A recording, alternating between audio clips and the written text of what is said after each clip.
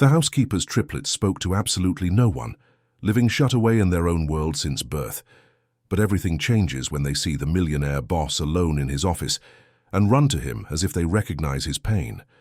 This unexpected gesture triggers a profound turn of events, breaking the weight that was suffocating the businessman on that decisive night. And it is in this unlikely encounter that a transformation is born, one that will change the destiny of the company, the humble mother, and the three silent girls who spoke without needing words. The pen trembled between Arthur Prescott's fingers as he stared at the documents scattered across the mahogany desk. 11:40 p.m., the wall clock read, and the silence of the 32nd floor of the corporate tower in Midtown Manhattan seemed to grow heavier with each passing minute. He had been alone for over 3 hours in that spacious office, surrounded only by his decisions and the suffocating feeling of failure that had been with him since the beginning of the evening. The city lights twinkled through the floor-to-ceiling glass windows, indifferent to the weight he carried on his shoulders. Arthur loosened his Italian tie, feeling the knot tighten his throat even more. Breathing was becoming difficult, not from a lack of air, but from the guilt that pressed on his chest like a giant stone. 342 names, 342 families, 342 reasons to feel like a complete failure. He picked up the first page from the stack of documents. Emily Carter, financial analyst, 7 years with the company. 2 young daughters. He vaguely remembered seeing photos on her desk during a quick visit to the department.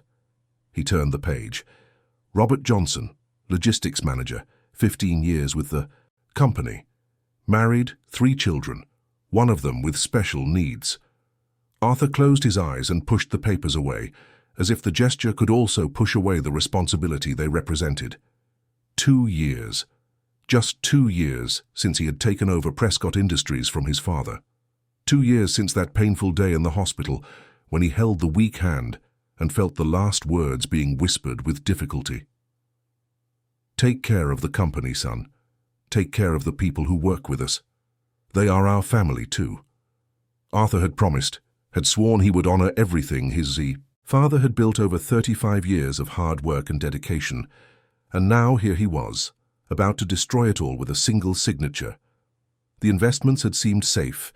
Expensive consultants, with international degrees and impressive presentations, assured him that expanding into the Asian market was the right move. Arthur trusted them. He invested heavily. He bet the future of the company on contracts that seemed as solid as rock. But the rocks turned to sand, and everything crumbled in a matter of months. Partners disappeared, contracts were broken, money evaporated like water under the scorching sun. Now, the only way to keep the company running, to prevent everything from being lost completely, was to cut. Cut deep. 342 deep cuts that would bleed not just numbers on spreadsheets, but real lives, real dreams, real needs. Arthur rose from the leather chair and walked to the window. Down below, the city remained alive even at that late hour. Cars passed along the illuminated avenues, people returned home after night shifts. Life went on its indifferent course. He pressed his forehead against the cold glass, seeking some relief from the fever he felt burning inside. How would his father have handled this? Edward Prescott was known for his business acumen, but also for his humanity. He never fired anyone without first exploring every possible alternative. He built the company brick by brick, relationship by relationship, always putting people first. And his son, in just 2 years, was about to throw it all out the window. The fault was his, completely his. He couldn't blame the consultants. He couldn't blame the market. He couldn't blame bad luck. The final decisions were his. He signed the contracts, approved the investments, ignored the warning signs that some of the older employees had tried to point out. He was so confident, so sure he knew what he was doing, so determined to prove he was capable of taking the company to new heights. And all he had managed to do was sink it. Arthur returned to the desk and picked up the pen again. He had to sign. He had to make the decision. Each day of delay meant more losses, more risk of losing everything for good. The lawyers were clear, the accountants were emphatic, the board was unanimous. There was no other way. It was this, or close the doors completely, which would mean over 1,000 people unemployed instead of 342. But logical reasoning didn't ease the tightness in his chest. It didn't calm the tremor in his hands. It didn't silence his father's voice echoing in his mind, reminding him that those people were family too. He brought the tip of the pen to the first document. His signature there would mean the beginning of the process. Monday morning, the notices would be sent. 342 calls, 342 painful conversations, 342 lives turned upside down. The sound of a door opening in the hallway made Arthur lift his head abruptly. He wasn't expecting anyone at this hour. The building should be practically empty, with only security guards on the lower floors and perhaps some cleaning staff. He quickly put the documents in a folder, as if hiding the papers could also hide his shame. Soft footsteps approached down the hall. Arthur recognized the sound of the cleaning cart even before he saw the woman who appeared in the ajar doorway of his office. She was small, thin, with brown hair tied in a simple bun. She wore the blue uniform of the contracted cleaning company and had a tired expression in her dark eyes. Clara Evans froze when she saw the office was occupied. Her eyes widened with surprise and a touch of fear. It was rare to find someone working so late, especially on the executive floors. "I'm sorry, sir, I didn't know you were still here," she said quickly, starting to back away. "I'll come back later to clean." Arthur gestured with his hand, trying to appear calmer than he felt. "Don't worry, you can come in. I was just finishing up some things." Clara hesitated, but then nodded and began to push the cart inside. It was then that Arthur noticed something unusual. 3 pairs of curious little eyes were peeking out from behind her legs, small heads with nearly identical brown curls. "I'm so sorry, sir," Clara said again, this time with even more embarrassment. "My daughters were playing in the hallway. I'll get them and get out of your way." She turned to the girls and gestured for them to come. The 3 triplets, who couldn't have been more than 2 years old, looked at Arthur with that intense, unfiltered curiosity that only small children possess. They wore simple but clean clothes, and each held a worn-out toy, a doll, a teddy bear, and a faded stuffed dog. Clara waited for the girls to come to her, but none of the 3 moved. They just kept looking at Arthur, completely still. Their mother called them again, this time with a touch of urgency in her voice. "Lily, Chloe, Sophie, come here now." But then something happened that would leave both Clara and Arthur completely speechless. The 3 girls dropped their toys on the hallway floor and at the same time started to run. Not towards their mother, but straight for Arthur. Before he could process what was happening, he felt 3 pairs of small arms wrap around his legs with surprising strength. The girls clung to him as if they had known him for years, as if he were someone special and important in their lives, as if he were safety and comfort in human form. Clara was paralyzed, her mouth agape and her eyes wide with absolute shock. This was impossible, completely impossible. Her daughters didn't do this, they never did this. They barely spoke to their own grandmother, barely interacted with the uncle who lived with them. They were withdrawn, shy, living in their own little world since they were born. And now, here they were, hugging the legs of a complete stranger, as if he were the most important person in the world. "Sir, I'm so sorry," Clara began to say, her voice trembling with embarrassment and confusion. I swear they never do this. I don't know what's happened." Arthur looked down at the 3 little heads resting against his legs, at the tight hugs, at the little faces that now looked up at him with shy but genuine smiles, and he felt something strange happen inside his chest. The pressure that had been suffocating him for hours, the crushing weight of guilt and failure, began to ease. It didn't disappear completely, but it became lighter, as if those small hugs had the power to push away the darkness that was consuming him. One of the girls, the one Clara had called Lily, stretched her little arms up, silently asking to be picked up. Without much thought, Arthur crouched down and lifted her into his arms. Immediately, the other 2 began to protest, and he ended up sitting right on the floor, with the 3 triplets climbing all over him as if he were a giant playground toy. They fiddled with his expensive tie, loosening the knot that was choking him. They took his pens from his suit pocket and started playing with them, drawing squiggles in the air and laughing that wonderful way only small children can laugh. One of them, Chloe, perhaps, kissed his cheek with that wet, noisy kiss typical of a child. And then Sophie, the third, did something that made time stand still. She placed her chubby little hands on Arthur's face, holding his cheeks with a surprising gentleness for such a small child. Her brown eyes fixed on his with an intensity that seemed to see far beyond the surface. And then, in a thin, soft voice that sounded like a whisper full of meaning, she said 2 words that would make Arthur's world stop spinning. Uncle Sad. Clara brought her hands to her mouth, stifling a gasp of pure astonishment. Her daughters didn't talk. Well, they spoke a few basic words when absolutely necessary, but never to strangers, never spontaneously like this, never showing such deep emotional perception about another person. They lived in their own private universe, a silent world where only the 3 of them understood each other perfectly, communicating more through looks and gestures than through words. Arthur felt something break inside him. He didn't know if it was the last barrier of restraint holding his emotions in check, or if it was something deeper, something that had been hardened by months of pressure and crushing responsibilities. Tears began to form in his eyes, and he blinked quickly, trying to hold them back. But Sophie continued to hold his face, and her little sisters moved closer, forming a tight circle around him. Lily began to stroke his hair, her small fingers running through the dark strands with surprisingly gentle movements. Chloe rested her head on his shoulder, a gesture of comfort so pure and instinctive that Arthur felt his heart clench in a way completely different from the anguish that had consumed him minutes before. Mr. Prescott, Clara finally managed to find her voice, though it came out shaky and full of disbelief. I really don't know what to say. My daughters, they don't do this. They've never done this with anyone. Not even with my own mother or my brother who lives with us. They've been very withdrawn since they were born. Arthur quickly wiped his eyes with the back of his hand, trying to regain some composure.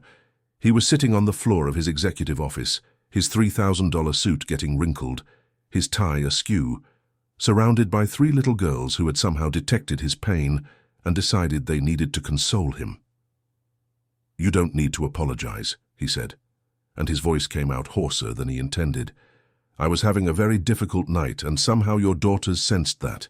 Children have this special sensitivity that we adults lose over time. Clara still looked shocked, her eyes darting from her daughters to Arthur and back again, as if she were witnessing something impossible and needed to confirm several times that it was really happening. She had worked in the building for almost a year, always on the night shift, always silent and invisible like most night workers.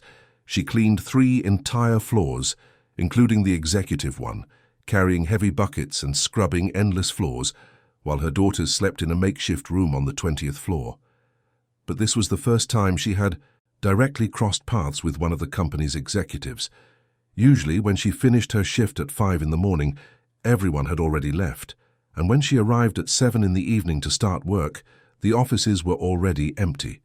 She existed in the shadows, in the hours when the building breathed differently, when the bright lights were replaced by minimal lighting and the buzz of business gave way to a silence punctuated only by the hum of cleaning machines.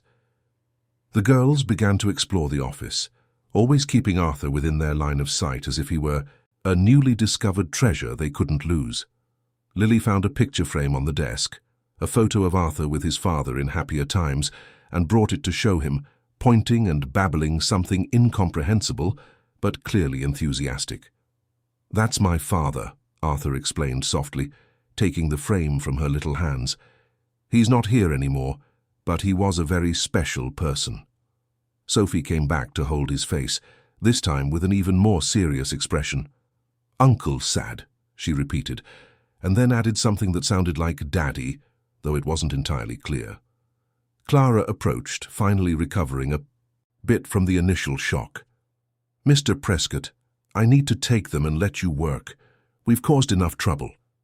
It's no trouble at all, Arthur replied, and realized with surprise that he was being completely sincere. In fact, they've helped me more than you can imagine. He looked at Clara for the first time with real attention. He noticed the deep dark circles under her eyes, the excessive thinness of someone who probably skipped meals to ensure her daughters ate, the rough, dry hands of someone who worked with chemical cleaning products every night. There was a story there. He realized a story of struggle and sacrifice that would probably make his own business worries seem small in comparison. "Your daughters are triplets," Arthur commented, more as a way to start a conversation than an obvious observation. "Yes, sir," Clara replied, a mix of pride and exhaustion in her voice. "Lily, Chloe, and Sophie. They're my whole world. It must be challenging to care for three at once, especially working at night." Clara smiled, but it was a tired, heavy smile. "It's what has to be done, sir. Their father left when he found out it was 3 babies. Said he couldn't support so many children. So it's just me and them with help from my younger brother when he can." Arthur felt something stir in his chest again. Here was a woman facing real, concrete, daily hardships, and yet she kept going, raising 3 children alone, and he was drowning in self-pity over bad business decisions, surrounded by luxury and privilege she would probably never know. "Why do you bring the girls to work?" he asked, genuinely curious. "Isn't there someone who can stay with them at night?" Clara lowered her eyes, a blush of shame coloring her cheeks. "During the day I take care of them, so I can't work then, and at night my brother works as a delivery driver to help pay the bills. I can't afford daycare for 3 children, sir. The fees are too expensive, so I spoke with my supervisor, and she let me bring them as long as they stay quiet and don't disturb my work. There's a small room on the 20th floor with an old sofa where they sleep while I clean the 3 floors. "How many hours do you work a night?" Arthur asked, though he dreaded the answer. 10 hours, sir, from 7 at night to 5 in the morning. I clean floors 20, 21, and 22. It's a lot of offices, a lot of meeting rooms, bathrooms, hallways. And you carry buckets of water, heavy equipment, all while going up and down stairs," Arthur completed, beginning to understand the magnitude of what she faced every night. "It's my job, sir," Clara said simply, as if there were nothing extraordinary about her exhausting routine. Chloe came back to Arthur, bringing a notepad she had found somewhere. She offered it to him along with a pen, clearly wanting him to draw or write something. Arthur took the pad and began to draw simple things, smiley faces and stars, which made the 3 girls gather around him with delighted giggles. As he drew, Arthur felt his mind working at high speed. He looked at these 3 children who, for some inexplicable reason, had chosen to trust him completely. He looked at their mother, who worked 10 hours every night under difficult conditions just to ensure her daughters had the basics. And he looked at the documents still scattered on his desk, documents that represented 342 families that would be destroyed if he signed them. There was another way, there had to be. He had been so focused on the solution the consultants presented, so convinced there was no alternative, that he hadn't even tried to find another path. But there, in that absurd and magical moment, surrounded by 3 little girls who spoke to no one but chose to speak to him, Arthur began to see things differently. What if he cut expenses in another way? What if he renegotiated not just external contracts, but the internal cost structure as well? What if he stopped paying for expensive consulting firms that only knew how to present pretty slides? What if the executive board itself took a temporary cut to their stratospheric salaries? What if he led by example? The ideas started to flow, one after another, possibilities he had ignored because they seemed too radical, too risky, too different from what traditional companies did. But Prescott Industries had been built by his father by being different, by being human, by putting people first. Maybe it was time to return to those roots. "Clara," Arthur said suddenly, making the woman look up in surprise, "how would you feel about a different job here at the company?" She blinked, confused. "Sir, a job during the day with a better salary and a proper place for your daughters to stay while you work. Not a small room with an old sofa, but a real space, with toys, with someone qualified to look after them." Clara stood completely still, as if his words made no sense at all. "Mr. Prescott, I don't understand." Arthur stood up from the floor, straightening his wrinkled suit, and extended a hand to help Clara up, even though she was already standing.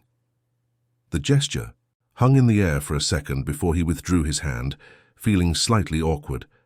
The 3 girls remained around him, as if they had decided this was their place in the world now. "I need a personal assistant," he began to explain, choosing his words carefully. "Someone I can trust, someone who understands that this company is about people, not just profits. Someone who will help me remember that every day." Clara shook her head, her eyes wide. "Mr. Prescott, I'm a cleaner. I don't have a formal education beyond high school. I don't know how to use computers. Well, I don't know how to write reports. I don't know anything about business. You need someone qualified, someone with a degree, with experience." "I know it sounds crazy," Arthur admitted, running a hand through his hair. "And maybe it is. But your daughters showed me something tonight. They trusted me for no reason at all, without knowing anything about me, just following their instinct. And that instinct was right. I was in a very dark place, about to make a decision that would destroy hundreds of lives, and they showed up and made me see that there's still a choice, that there's still hope." He picked up the documents from the desk and showed them to her. "These papers are for mass layoffs. 342 employees who would lose their jobs on Monday if I signed this today. But I'm not going to sign it. I'm going to find another way to save this company, a way that doesn't destroy lives in the process. And to do that, I need someone who will keep me connected to reality, to the real people who depend on this company." Clara was trembling now, her nervous hands twisting the hem of her cleaning uniform. "Sir, I don't know if I can do what you need. I'm afraid I'll disappoint you, that I'll mess everything up." "You will make mistakes," Arthur said honestly. "Many mistakes at the beginning, but I'll be here to help, to teach. What I need isn't someone who already knows everything. I need someone who genuinely cares, who understands the value of a job in a person's life because they live it firsthand every day." Sophie tugged on Arthur's pants, asking for attention. He crouched down again and she immediately climbed onto his lap, followed by her sisters. The three settled in as if he were a human sofa, completely comfortable and safe. "See," he said to Clara, smiling for the first time that terrible night, "your daughters have already decided, and I have a feeling they know something we don't." Clara wiped away the tears that had begun to stream down her face. "How much?" she whispered. "How much are you offering?" Arthur did a quick mental calculation. 3 times what you're earning now, plus full benefits, a meal allowance, a transportation allowance, and I'll arrange for a room here on the executive floor, fully equipped, with proper cribs, educational toys, and a professional nanny to look after the girls while you work. They'll have a safe, comfortable, child-appropriate space." Clara's legs seemed to give way. She leaned against the desk, her breathing becoming ragged. 3 times? Are you serious?" "Completely serious. You start on Monday. Normal business hours, 9 to 6 with an hour for lunch. And you can take your girls home every day at a decent time, give them a bath, have dinner together, put them to bed without being exhausted from working 10 hours carrying buckets." Clara covered her face with her hands and began to truly cry now, deep sobs that shook her thin body. "Mr. Prescott, you don't know what this means. My brother won't have to work 2 jobs anymore. I can buy real food for my daughters. I can pay the bills without lying awake at night worrying. You're changing our lives completely." Arthur felt a lump in his throat. "This is the first right decision I've made in months," he said softly, "and your daughters helped me see it." Lily started to yawn, a big yawn that showed all her little teeth. Chloe rested her head on Arthur's shoulder, her little eyes starting to get heavy. Sophie still watched him with that peculiar intensity, but she too seemed to be getting sleepy. "You need to take them to rest," Arthur said gently. "It's well past their bedtime." Clara nodded, wiping her face with the back of her hands. "Come on, girls, time to go." But when she held out her arms, the 3 did something completely unexpected. Each of them gave Arthur a kiss, Sophie on the cheek, Lily on the forehead, Chloe on the nose. And then, to Clara's absolute shock, the 3 said in unison in their tiny but clear voices, "Bye-bye, Uncle." Clara's jaw dropped again. They were talking, really talking. Not just an isolated word, but interacting, saying goodbye, showing affection. Tears streamed down her face again as she finally managed to gather the 3 of them and place them in the modified cleaning cart where they used to travel through the hallways. "Monday, 9 a.m., Arthur confirmed. "Come straight to this floor. I'll let reception and security know. And don't worry about clothes, you can come in whatever you have. We'll arrange for a suitable wardrobe later if needed." "Thank you, sir," Clara said, her voice choked with emotion. "Thank you for believing in me. I promise I'll work very hard not to disappoint you." "I'm sure you will," Arthur replied. "Now go. Take your girls home and get some rest. It's going to be an important week for all of us." After Clara left with the triplets, Arthur was alone in his office again. But the silence was different now. It was no longer oppressive and suffocating. It was a silence filled with possibilities, with hope, with renewed determination. He took the layoff documents and tore them in half. Then he tore the pieces into smaller pieces and smaller still, until 342 names became confetti on his desk. It wasn't going to be easy. The next few months would be brutal. He would have to fight the board, convince skeptical investors, make enormous personal sacrifices. But for the first time in a long time, Arthur Prescott felt he was on the right path. He took a blank sheet of paper and began to write a list of radical changes he would implement: a 50% cut to his own salary, a temporary 20% reduction in the salaries of all top-level executives, cancellation of all contracts with external consulting firms, renegotiation of agreements with suppliers, creation of an emergency fund for employees in hardship, implementation of profit sharing for everyone once the company recovered. They were extreme measures, measures that would make many executives resign, that would cause an uproar on the board, that would be questioned by market analysts. But they were the right measures, the measures his father would have taken. Arthur worked until dawn, refining plans, running numbers, preparing arguments for the battles to come. When the sun began to rise over New York, painting the sky in shades of orange and pink, he finally leaned back in his chair and closed his eyes for a moment. An image came to his mind. 3 little girls with brown curls, with little eyes that seemed to see beyond what should be possible for such young children. "Uncle Sad," one of them had said. And somehow, with those 2 simple words, she had changed everything. Arthur smiled to himself.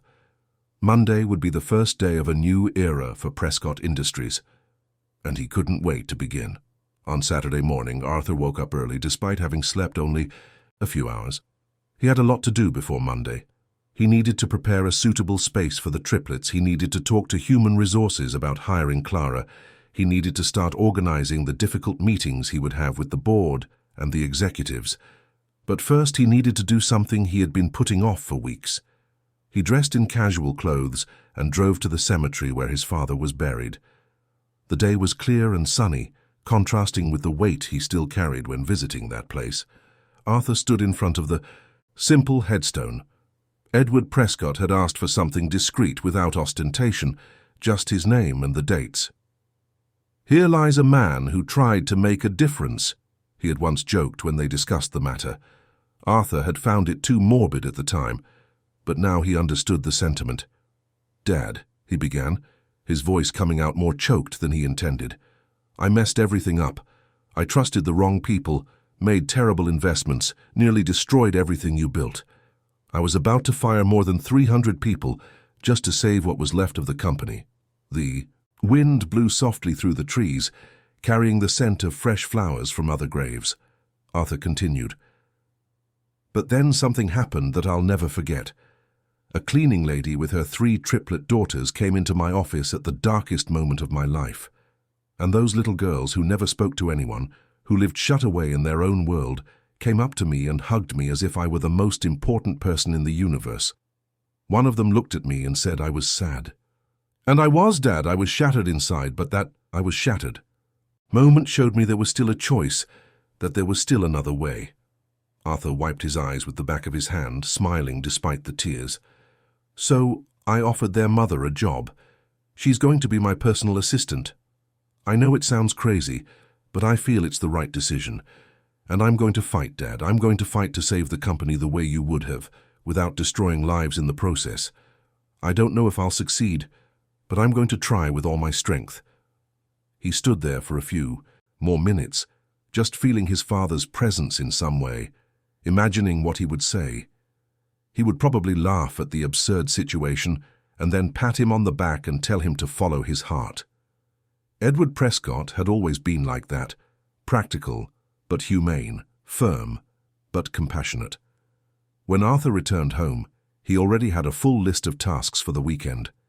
He called the renovation company that had a contract with the building and explained that he needed a space transformed urgently. They complained that it was the weekend, that they needed more time, but when Arthur mentioned the amount he was willing to pay for express service, the complaints quickly ceased. On Monday morning, Arthur arrived at the office at 7 o'clock, much earlier than usual.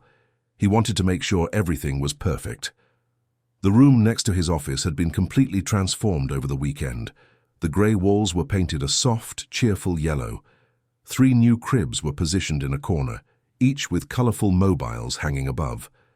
There was a soft carpet covering the floor, low shelves filled with children's books and educational toys, a small table with chairs perfectly sized for small children, and even a small plastic slide in another corner.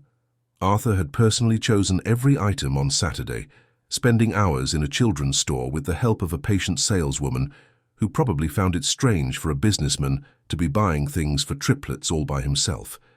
But he wanted it to be special. He wanted the girls to have a space where they felt safe and happy. The nanny arrived at 8:30. Helen was 50 years old, had 3 grown children, and 20 years of experience caring for children. Arthur had interviewed her personally on Sunday, checked all her references, and was impressed by her patience and knowledge. She looked around the room with approval. "It's perfect, Mr. Prescott," she said. "The girls will love this space." At 8:45, the ground floor receptionist called. "Clara Evans is here, sir. Shall I send her up?" "Please," Arthur replied, feeling a mix of anxiety and anticipation. He went to the elevator to greet them personally. When the doors opened, Clara came out with the 3 girls, 1 in each hand and 1 in her arms. She was visibly nervous, wearing the same simple but clean clothes she had worn on Friday night. The triplets, on the other hand, started smiling and wiggling as soon as they saw Arthur. "Uncle," Sophie said immediately, reaching out her little arms. "Good morning to you too," Arthur said, lifting her into his arms. The other 2 immediately started protesting, so he had to crouch down so they could hug him at the same time. "Clara, welcome. Ready for your first day?" "Nervous, sir," she admitted. "I barely slept last night." "That's normal. Come, I want to show you something." He led them to the renovated room and opened the door. Clara froze. At the entrance, her mouth slowly opening as she took in every detail. The girls, meanwhile, began to chatter excitedly, pointing at the toys and the colours.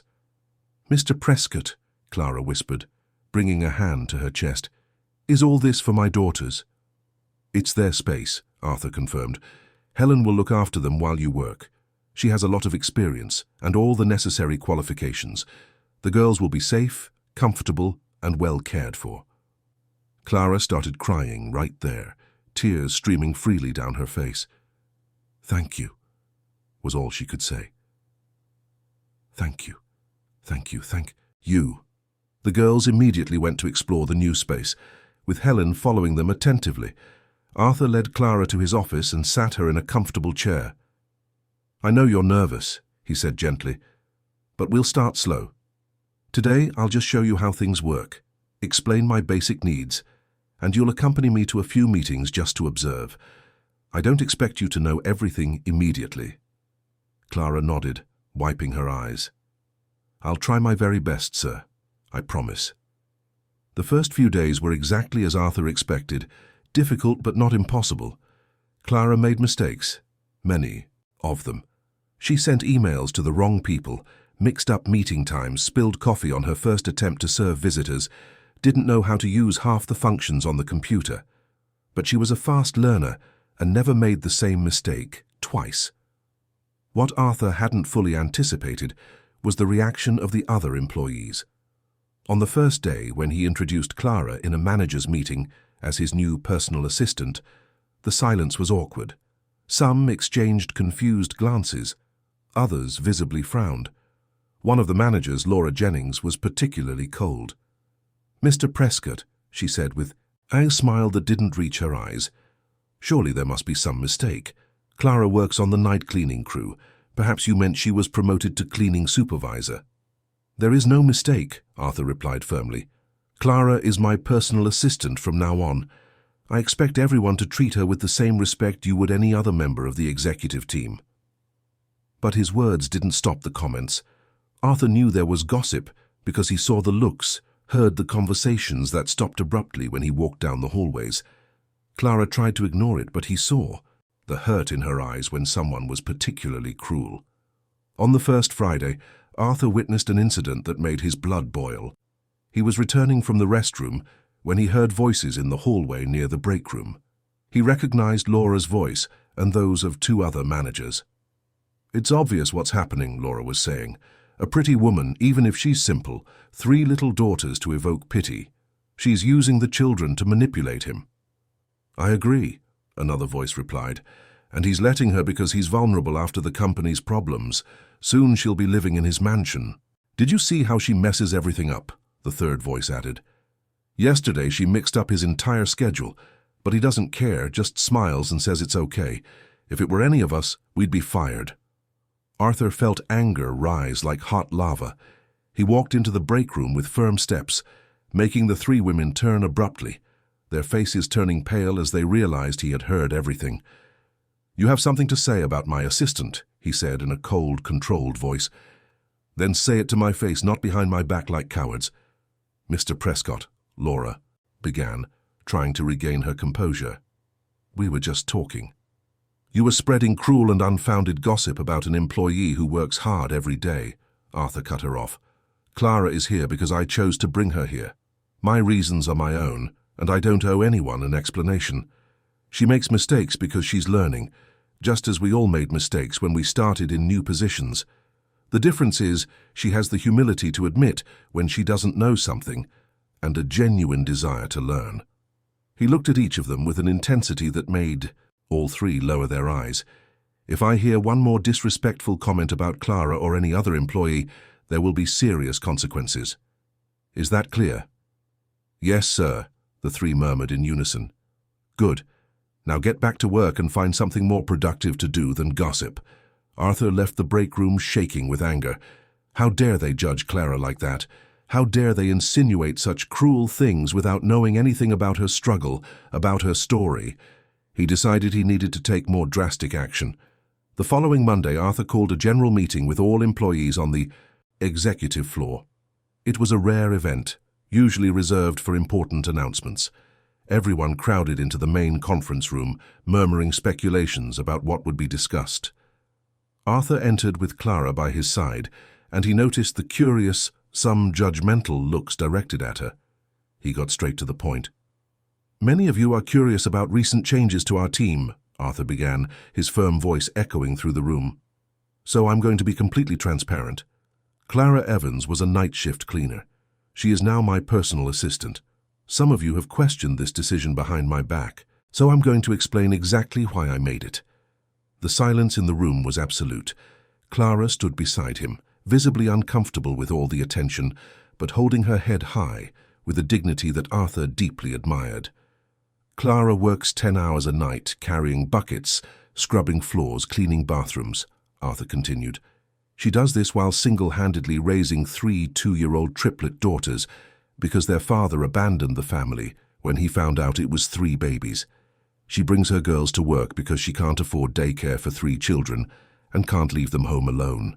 She works at night because during the day she needs to care for them. This is a woman who knows the real meaning of responsibility, of sacrifice, of never giving up even when everything seems impossible." He paused, letting the words sink in. Some faces showed shame, others surprise, some still held skeptical expressions. "I chose Clara because she reminds me daily of what this company represents," Arthur said, "or what it should represent. We are not just numbers on spreadsheets. We are people whose decisions affect other real people, with real lives, with real families. When I was about to fire 342 employees to save the company, it was Clara's daughters who made me stop and think if there really wasn't another way." He looked around the room, making eye contact with each person. "Clara will make mistakes as she learns. We all do. But she has something that no amount of degrees or experience can buy. She deeply understands what it means to depend on a job to survive, and that perspective is exactly what I need by my side as I work to recover this company. Arthur took a deep breath before continuing. And since we're talking about changes, there are others you need to know about. Starting next month, my salary will be reduced by 50%. The salaries of all top-level executives will be temporarily reduced by 20%. We will cancel all contracts with external consulting firms that are costing us a fortune and not delivering results. We will renegotiate agreements with suppliers more fairly, and we will create an emergency fund for employees who face financial hardship. Murmurs of surprise swept through the room. Some looked shocked, others incredulous. Laura raised her hand, her face showing clear disapproval. "Mr. Prescott, these are very radical measures," she said. "Has the board approved this?" "The board will be informed this afternoon," Arthur replied, "and if there are objections, I will deal with them. This is my father's company, and I will honor his legacy the right way. If anyone here does not agree with this direction, you are free to resign. I will not hold back anyone who prefers a company that treats employees as disposable resources." More silence. Arthur could see he had planted seeds, some of hope, others of discord. But it was necessary.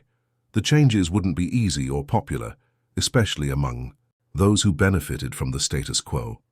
"One last thing," Arthur added. "Anyone I hear making disrespectful comments about Clara or any other employee will face immediate disciplinary action. We will treat each other with respect and dignity, regardless of title or position. Is that clear to everyone?" There was a chorus of "Yes, sir" from the room, some more enthusiastic than others. "Good. Now everyone back to work. We have a company to rebuild." As the room emptied, some employees approached Clara with genuine smiles, offering words of encouragement. Others left quickly, avoiding eye contact. Arthur knew he had created a division, but it was a necessary one. Those who stayed would be the ones who truly believed in the company's new path. That afternoon, the meeting with the board was exactly as difficult as Arthur had expected. 5 grey-haired men sat around a conference table, looking at him as if he had completely lost his mind. "Cut your own salary in half?" Charles Drummond, the oldest board member, exclaimed. "Arthur, that sends a terrible message to the market. It will look like the company is in a desperate situation." "The company is in a difficult situation," Arthur replied, calmly. "I'm not going to pretend otherwise, but these measures show that I am willing to make personal sacrifices to turn things around." "And cancelling the consulting contracts?" another member questioned. "Those firms have expertise we need." "Expertise that cost us millions and led us straight into this hole," Arthur retorted. "No more paying fortunes to consultants who live in ivory towers and have never set foot on the factory floor, who don't know our employees, who don't understand our culture. We will trust our own people from now on. And this business of hiring a cleaning lady as your assistant?" Charles asked, clearly disapproving. "That's cheap sensationalism, Arthur. It's not professional." Arthur felt his anger rise but kept his voice controlled. "Clara Evans is one of the hardest working people I have ever met. She gives me a perspective that none of you can offer, the perspective of someone who actually lives on a normal salary, who faces real hardships. If you think that's sensationalism, then you've clearly lost touch with the reality of how most of our employees live." The board exchanged uncomfortable glances. Arthur pressed on, seizing the moment. "My father built this company by putting people first," he said. "Do you remember that? Do you remember how he knew every employee's name, asked about their families, celebrated personal achievements? He never fired anyone without exploring every other option first. And I was about to throw all that away, about to fire hundreds of people to save the company. But I realized that's not his way, and it's not going to be my way." "Your father also knew how to be pragmatic when necessary," Charles argued. "Sentimentality doesn't pay the bills, Arthur." "It's not sentimentality, it's strategy," Arthur insisted. "Happy, valued employees are more productive, more loyal, more innovative. High turnover is expensive in terms of training and loss of knowledge. I will prove to you that treating people with dignity is not just the right thing to do, it's also the best business in the long run." After 2 hours of heated debate, the board finally, reluctantly, agreed to let Arthur proceed with his changes for a 6-month trial period. If the financial situation didn't improve significantly in that time, they reserved the right to intervene and implement the mass layoffs Arthur had rejected. It was a partial victory, but Arthur took it. 6 months was enough. Time to prove he was right. In the following weeks, the changes began to materialize. The announcement of Arthur's salary cut sent shockwaves through the company. Some executives, as Arthur had predicted, resigned immediately, refusing to accept cuts to their pay. Laura was one of them, leaving with bitter comments about weak leadership and emotional decisions. But to Arthur's surprise, most stayed. And even more surprising was the reaction from the operational level employees. When news spread that the president himself had cut his salary in half to avoid layoffs, something changed in the company's atmosphere. People began to work with more energy, more purpose, more commitment. Clara, meanwhile, was flourishing. The initial mistakes gradually diminished. She learned to use the computer efficiently, memorized Arthur's complex schedule, and began to anticipate his needs before he even asked. More importantly, she brought a unique perspective to every meeting and decision. When they discussed cutting benefits, Clara was the one who pointed out that the meal allowance was often the only decent meal some employees had all day.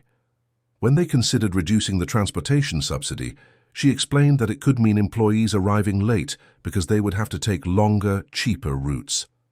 Her contributions were practical, grounded in lived reality, not business school theories. The triplets also became part of the company's fabric. Employees frequently stopped by their room to say hi, brought small gifts, and paused to play for a few minutes during breaks. The girls, who were once so withdrawn, now greeted everyone with smiles and waves.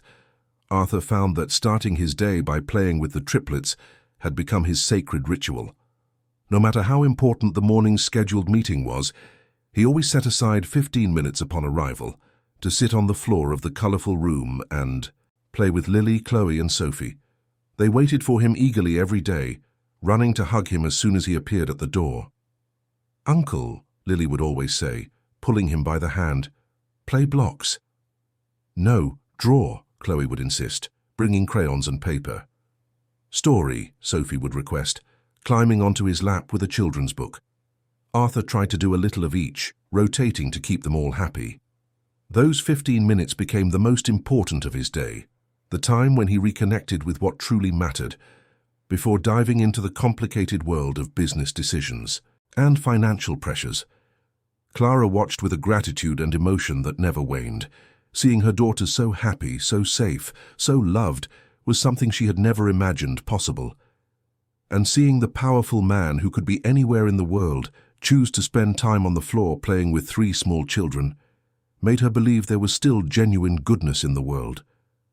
With her first paycheck, Clara had a life-changing experience. When she opened the envelope and saw the amount, her legs gave out and she had to sit down. It was more money than she had ever seen in her entire life combined. Tears began to stream uncontrollably down her face. Arthur was in a meeting when his secretary called him urgently. "Clara is crying in the restroom and won't come out," she explained, concerned. He went immediately, knocking gently on the women's restroom door. "Clara, are you okay?" She came out with a red, swollen face, clutching the envelope to her chest. "Mr. Prescott, I've never had this much money. I don't even know what to do with it." Arthur smiled kindly. "Use it to give your daughters the things they deserve, and for yourself too. You've worked hard for it." That night, Clara took the triplets to a restaurant for the first time. It was nothing fancy, just a family diner in the neighborhood, but to them, it was a palace. The girls were fascinated by the colorful menus, the cups with straws, the ability to choose what they wanted to eat. Afterward, Clara took them to a toy store. Each could choose something, anything they wanted. Lily chose a large doll with long hair. Chloe wanted a modeling clay set with all the colors. Sophie was enchanted by a soft teddy bear. That was bigger than she was. On the bus ride home, with the 3 of them asleep on her lap, clutching their new treasures, Clara cried silently. They were tears of relief, of gratitude, of hope. For the first time in years, she wasn't terrified about how she would pay next month's bills. For the first time, she could give her daughters simple little luxuries that other children took for granted. When she got home, her brother Leo was waiting up. He was 23, worked as an app-based delivery driver, and had been Clara's only support since the triplets' father had run from his responsibilities. Leo saw his sister's face, saw the new toys the girls were holding even in their sleep, and understood that something had fundamentally changed. "You really did it," he said, hugging her tightly. "That new job. You really did it." "I did, Leo," Clara sobbed on his shoulder. "And you don't have to work 2 shifts anymore. With my salary we can live well, pay for everything, even have some left over. You can go back to school. You can have your own life." Leo started crying too. He had dropped out of his engineering program in his 2nd year to help Clara when the triplets were born. He always said he didn't mind that family came first, but Clara knew he dreamed of finishing his degree. At the company, Arthur's radical changes were beginning to yield unexpected results. The news that the president had cut his own salary and was creating an emergency fund for employees spread not only internally, but also through the media. Journalists started calling, wanting to do stories on this unconventional approach to crisis management. Arthur gave a few carefully selected interviews, always emphasizing that he wasn't doing anything extraordinary, just treating employees as human beings deserve to be treated. The stories generated an unexpected wave of positive publicity. Old clients who had paused contracts began to return, saying they wanted to do business with a company that had real values. But it wasn't all roses. The renegotiations with suppliers were brutal. Some simply refused, preferring to end contracts rather than accept less profitable terms. Arthur had to find new partners, which caused temporary disruptions in production. There were weeks when he slept only 3 or 4 hours a night, dealing with crisis after crisis. Clara was by his side through each of these battles. She didn't understand all the technical details, but she had a surprising ability to read people. More than once, she warned Arthur about someone who seemed dishonest, and she was always right. Her intuition, born from years of surviving in difficult environments, was a valuable tool. One morning, about 3 months after the changes began, Arthur arrived at the office particularly discouraged. A major renegotiation had failed the day before, which meant they would have to find a new raw material supplier in a matter of weeks, or production would halt completely. He went into the triplets' room as usual, but without his usual enthusiasm. He sat on the floor mechanically, trying to force a smile for the girls.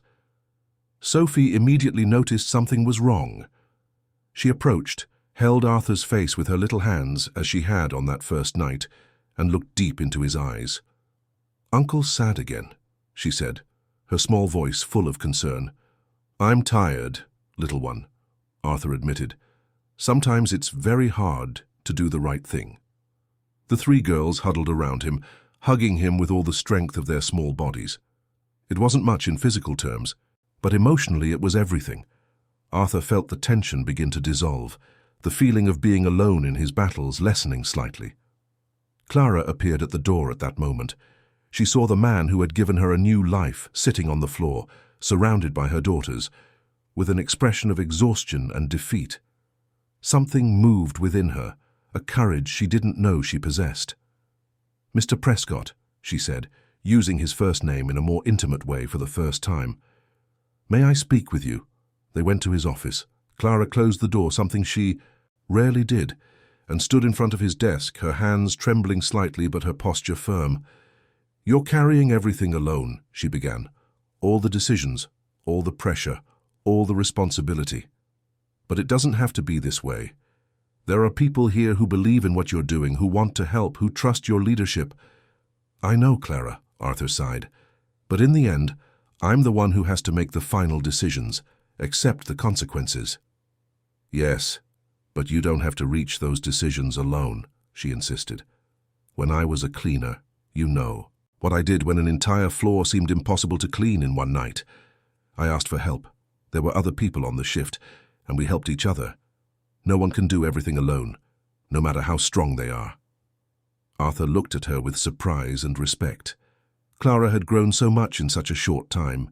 She was no longer the shy, intimidated woman who had arrived trembling on her first day. She had found her voice, her confidence, her place. "You're right," he admitted. "I've been trying to protect everyone, but I've ended up isolating myself in the process." "You saved me," Clara said, tears forming in her eyes. "You gave me a life I never dreamed was possible. My daughters have safety, comfort, a future. My brother can go back to school.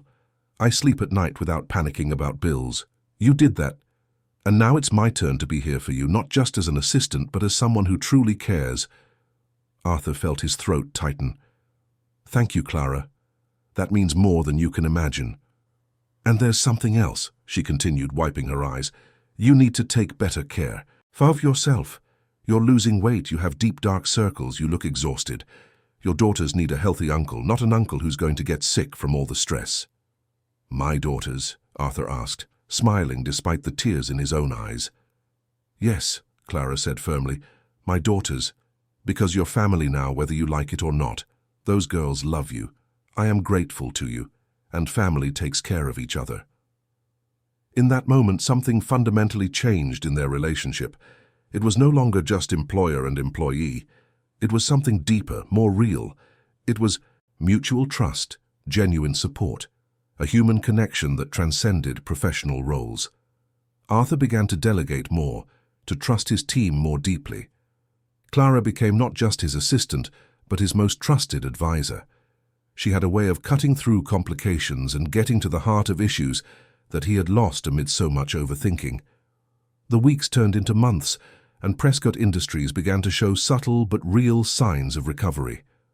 The radical changes Arthur implemented didn't produce immediate results, but gradually the company began to breathe differently.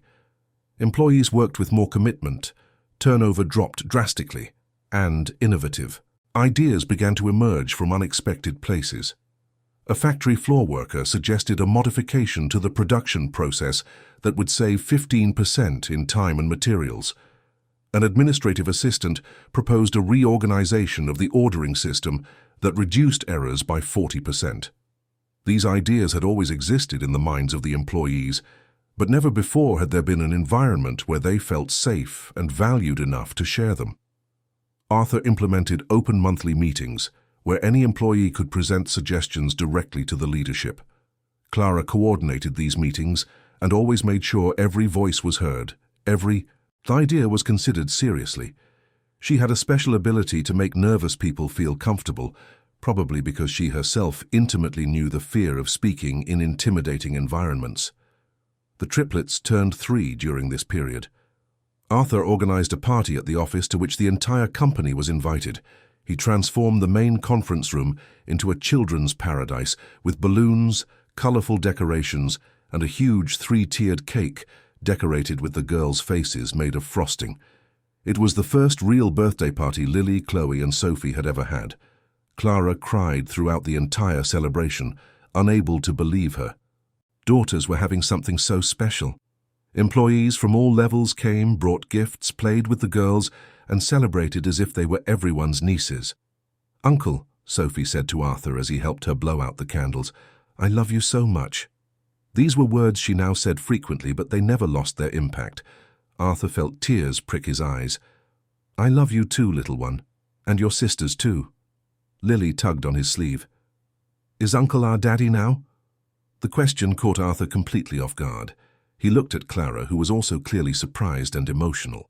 The girls had recently started asking questions about fathers, seeing other children with their dads, wanting to understand why they didn't have one. "I'm not your biological father," Arthur explained gently, crouching down to their level. "But I am someone who loves you very, very much, and I will always be here for you, always. That's a promise." Chloe hugged him tightly. "Then you're our special uncle. Better than a daddy." Arthur looked at Clara over the girls' little heads. She was smiling through her tears, nodding slightly, giving her silent approval to the deep connection that had formed. That night, after everyone had gone home and the office returned to silence, Arthur was left alone cleaning up the happy mess of the party. Clara had taken the girls home early because they were exhausted from so much excitement. He was putting away the last of the balloons when his cell phone rang. It was Charles Drummond from the board. "Arthur, we need to talk." The older man's voice sounded serious. Tomorrow, first thing. What's happened? Arthur asked, feeling anxiety tighten his stomach. Tomorrow, Charles repeated and hung up. Arthur barely slept that night. His mind raced with possibilities. The 6-month trial period was coming to an end. Maybe the board had decided the improvements weren't happening fast enough. Maybe they were planning to force the mass layoffs he had avoided. Maybe they were removing him from his position. The next morning, Arthur arrived at the office even earlier than usual. The triplets hadn't arrived yet, so he didn't have his morning ritual of playtime to calm him. He put on his best suit, prepared his arguments, and gathered all the improvement data he had collected over the past few months. The board meeting was scheduled for 9 o'clock. Arthur entered the conference room with his spine straight and a determined expression, ready to fight for every employee, for every change he had implemented. The 5 board members were seated around the table, but to Arthur's surprise, they didn't look hostile. In fact, Charles was almost smiling. "Sit down, Arthur," he said. Arthur sat, confused but cautious. "We've spent the last few months analyzing your every decision, every change you've implemented," Charles began. "And we have to admit we didn't think it would work. They seemed like emotional, impractical measures, too idealistic for the real business world." Arthur braced himself for the but that was sure to come. "But," Charles continued, and there it was. "We were wrong, completely wrong." Arthur blinked, not sure if he had heard correctly. Another board member, Frederick Shaw, leaned forward. "The numbers don't lie, Arthur. Productivity is up 23%. The error rate has dropped by over 30%. Employee turnover, which was at 40% a year, has fallen to less than 5%. We're receiving more qualified resumes than ever because people want to work here. And most importantly, for the first time in 3 years, we're in the black." "Are you saying," Arthur began, still processing, "that the company is profitable?" "Not by much yet," Charles admitted. "But yes, we are operating at a profit for the first time since you took over, and the projections for the next few quarters are even better. The contracts you renegotiated, though they caused initial turmoil, have turned out to be much more sustainable. The new partners you found are better in every way." Arthur felt as if a 1,000-pound weight had been lifted from his shoulders. "So you're not here to force me to do mass layoffs?" The 5 men shook their heads in unison. "We're here to apologize," Charles said, and there was genuine sincerity in his voice, "and to ask you to continue doing exactly what you're doing. You've proven there's another way, a better way. Your father would be proud."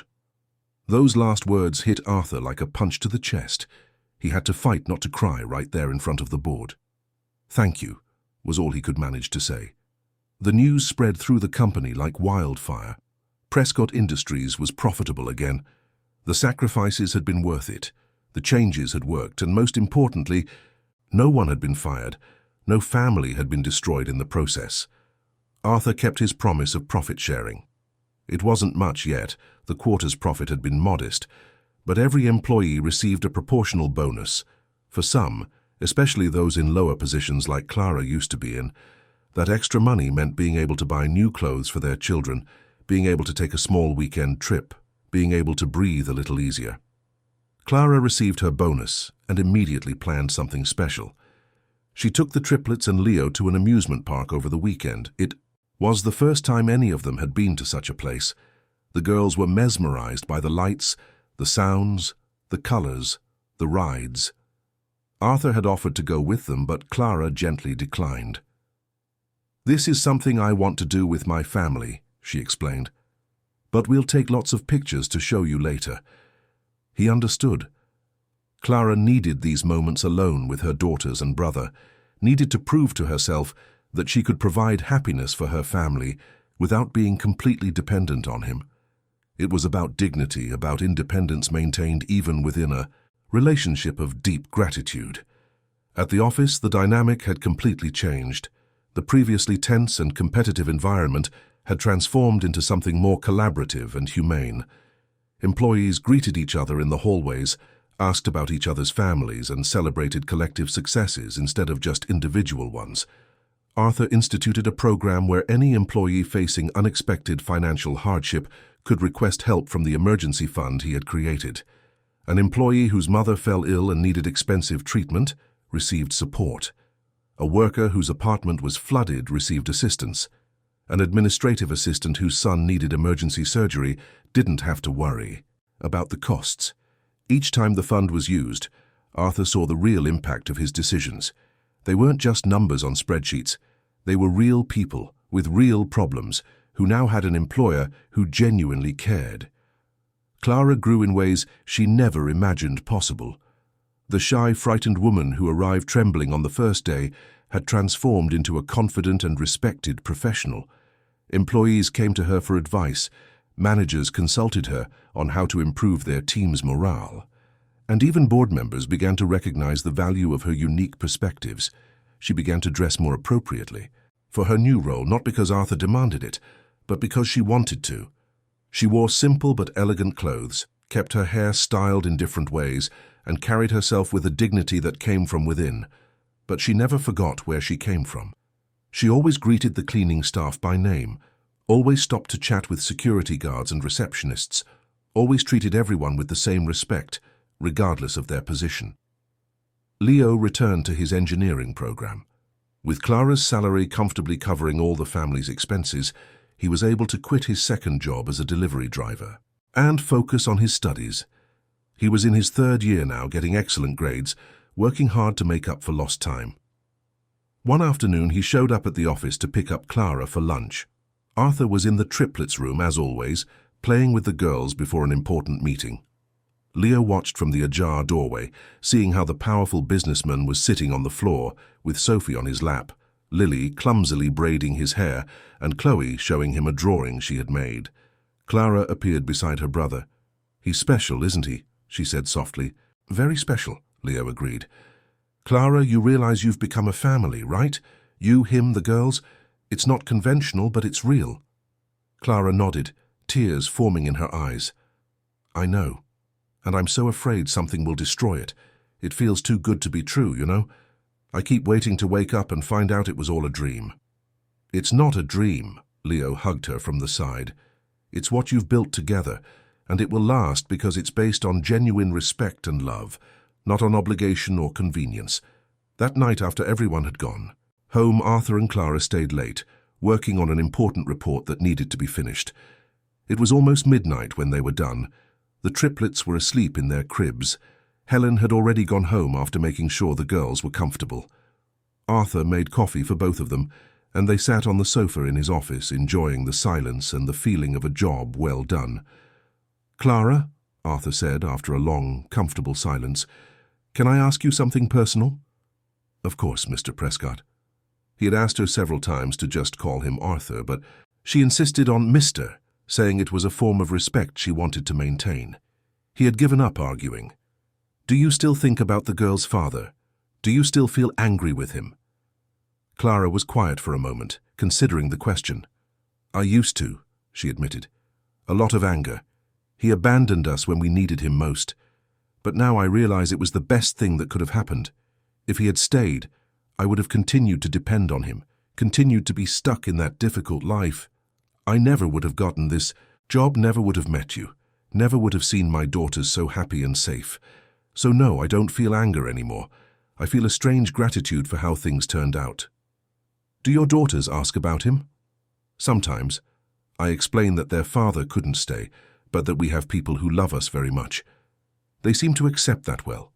To them, you are the father figure in their lives, even if they don't use that exact word." Arthur smiled. "They asked me if I was their father at the birthday party." "I know," Clara said, "and I saw how you answered. It was perfect. You didn't lie, but you also didn't deny the bond you have." "It's a bond I never expected to have," Arthur admitted. "I never thought much about having children. I was so focused on the company, on proving I was capable of following in my father's footsteps. And then 3 little girls walked into my life and changed everything." "They saved you that night," Clara said softly. "I know they did. I saw it in your eyes when I walked in. You were in a very dark place." "I was about to do something that would destroy hundreds of lives," Arthur confessed. "And worse, destroy everything my father built. I would have proven I wasn't worthy of his trust, of his legacy. That moment with the triplets showed me there was still a choice, that there was still hope. And look where we are now, Clara said, smiling. The company is thriving. The employees are happy. Your daughters have a life I never dreamed I could give them. You made that happen. We made it happen, Arthur corrected. You keep me connected to what really matters.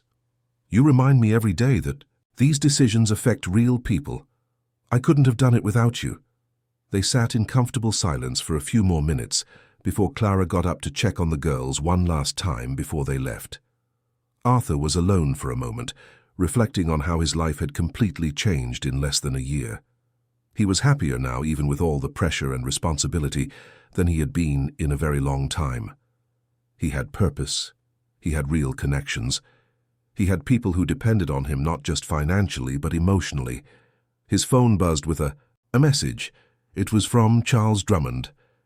Meeting tomorrow, 10 o'clock. Good news. Arthur smiled. Good news had been coming frequently lately. The company was growing sustainably. New contracts were being signed. Prescott Industries' reputation as an excellent place to work was attracting quality talent. The next day, the good news was even better than Arthur had imagined. A major international client, a European company that had cut ties during the crisis, wanted to do business again. But not just return, they wanted to significantly expand the contract. The reason was simple but profound. The CEO of the European company had read about Arthur's unique approach to crisis management, about how he chose to cut his own salary and find creative solutions instead of simply laying off employees. He was impressed and wanted to do business with a company that had real values. This contract, if approved, would represent a 30% increase in Prescott Industries' annual revenue. It would be the definitive confirmation that Arthur's approach was not only ethically right, but also commercially viable. Arthur shared the news with Clara immediately. She screamed with joy, something completely out of character for her, and hugged him impulsively. Then she quickly pulled back, blushing with embarrassment. "I'm sorry, sir, I shouldn't have done that." Arthur laughed. "Clara, after everything we've been through together, I think a celebratory hug is completely appropriate." The triplets heard the commotion and came running from their room. "What happened, Uncle? Why is Mommy screaming?" "Something very good happened for the company," Arthur explained, crouching to their level. "And that means everyone will be even more safe and happy." "Then let's celebrate," Lily declared. "With cake?" Arthur looked at Clara, who was laughing. "Why not? Let's celebrate with cake." They went down to the corner bakery, the five of them together, and bought a huge chocolate cake. They ate it right there, sitting on a bench in a nearby park, getting frosting all over themselves and laughing at silly things. Passers-by looked curiously at the businessman in the expensive suit sitting on the park ground with a woman and three identical little girls, all covered in chocolate, all beaming with happiness. To the outside world, it must have looked like a strange scene. But for the five of them, it was just life, real and true, shared with people who genuinely cared about one another. The months continued to pass, and the routine they had established became something precious and irreplaceable in everyone's life. Every morning, Arthur would arrive at the office and go straight to the triplets' room. They always waited for him anxiously, running to hug him as soon as he appeared at the door. Those 15 minutes of play and laughter became sacred, a time when he wasn't the president of a company, just the uncle of the three most special girls in the world. Clara watched these interactions with a gratitude that never diminished.